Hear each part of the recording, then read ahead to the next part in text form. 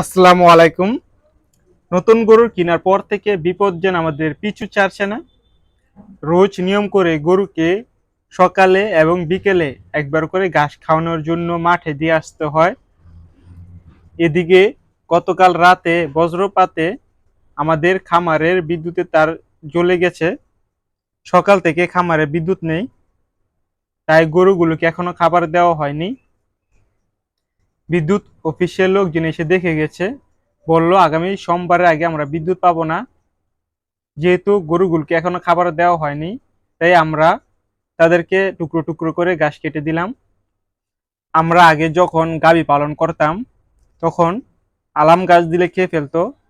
এখন যেহেতু সার তারা খেতে চায় না, এমনকি আমাদের মেশিন ঘাস কাটার মেশিন নেই, তাই বাধ্য হয়ে আমরা চাপাড়ি দিয়ে টুকরো টুকরো করে কেটে দিলাম।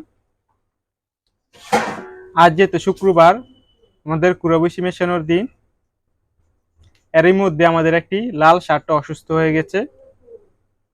তাই ডাক্তার এসে দেখে গেল, বললো চিন্তার কোনো কারণ নেই, শীঘ্রই সুস্থ হয়ে যাবে।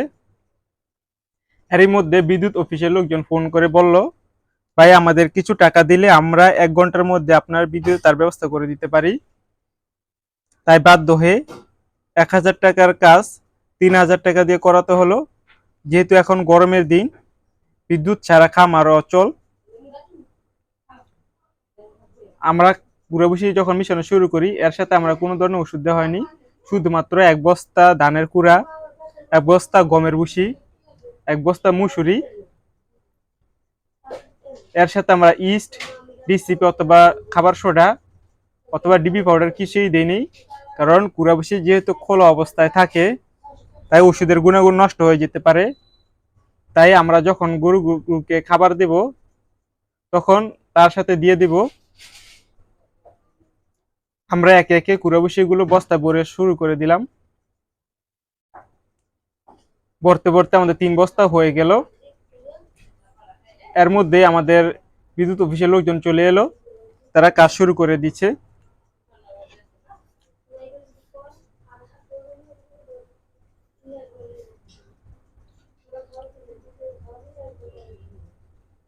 আমরা যখন সাদা আমাদের কিনে আনি একটি গরু তখন গাড়িতে উঠানোর সময় খুব ক্ষতিগ্রস্ত হয়েছিল।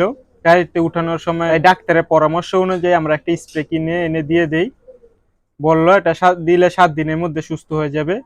এটা খুবই একটি মারাত্মক ওষুধ, দিলে শরীরে খুবই ধরে, পাওয়ারফুল একটা